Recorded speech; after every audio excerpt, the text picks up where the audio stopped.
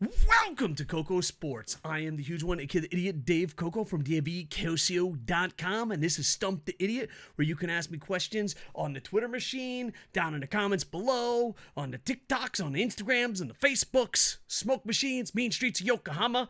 Feel free to ask any questions, and I'll try my best to answer them as I can. This is from our mod, Golden Star Alex, Stump the Idiot. All right, what would have happened? Oh, and feel free to answer it down in the comments too, baby. Don't be shy. What would have happened if Shane McMahon actually convinced Vince McMahon to buy Pride when it went out of business? How do you think Japan would have reacted to the purchase, and do you think it would still be active today? I think if Vince McMahon listened to Shane, he probably would not. He would be the one purchasing UFC. He would be the one still in charge. He would be the ESPN of combat sports. You got to remember, Shane wanted to make the WWE Network way before streaming was a thing, not a casual thing, like every company had their own streaming network. He also wanted to own multiple different companies, and he also wanted to get into mixed martial arts. So if he listened to him, Pride could probably buy out UFC. He could have the monopoly. He could be the ESPN of combat sports right now.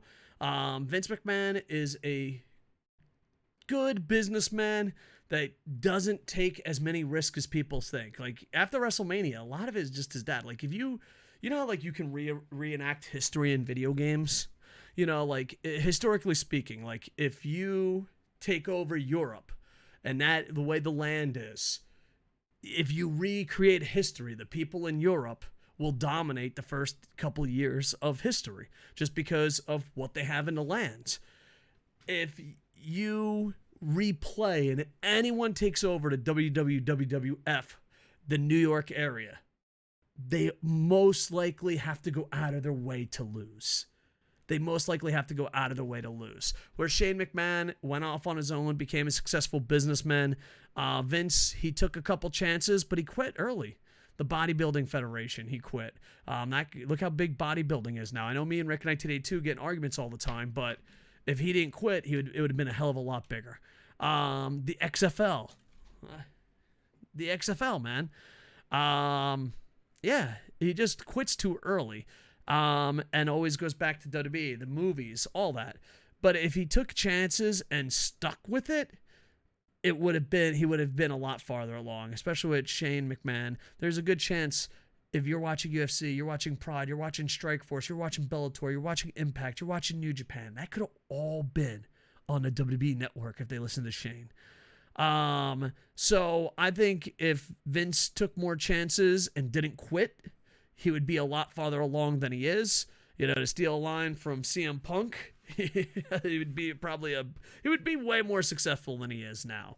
But of course, it's a lot easier to take risks when you're the son. It's a lot easier to take risk when you're a fat YouTuber. It's a lot easier to take risk when your back's against the wall. It's a lot harder to take risk when you're like, dude, I built this up. If this risk fails, go back to what I know makes money. So I think it would have been huge. How do you think Japan would have reacted to that purchase? Probably as long as he kept Pride running and in Japan, they probably would have been happy. He would have to do some PR, some cleaning up and all that. But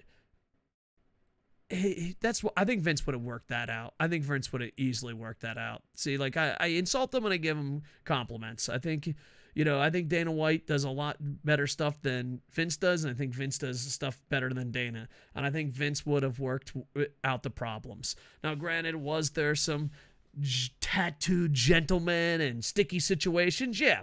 But I think Vince would have figured a way out of that one. So, I'll insult him and give him a compliment at the same time. Now, my question is, which one are you more angry at? Are you angry that I insulted him? You're like, how could you? WWE was my childhood. Or are you angry that I gave him a compliment? How could you? WWE is the enemy. It's almost like you need a fucking hug. Either way, bring it in. Anyway, where was I going? And do you think it would still be active today? It really just depends. If it was a hit right off the bat, then yes. If it had a struggle, then no. Because he would just sell out for the more money. You know what I mean? So, like, if he buys Pride and Pride isn't a hit within a year or 2 years, bam, he just sells it to Dana. probably for pennies on a dollar, or just shuts it down and puts it in the archives. That's it. But who knows? Maybe they give it to Shane. I don't think Shane would have quit. Shane had to prove himself, so that would have been great, And who knows? Vince McMahon and Shane McMahon are both successful human beings. They definitely, thank their father or grandfather for that situation. But yeah, it would have been interesting. It would have been interesting. Plus, we'd still have Pride. Pride forever, forever.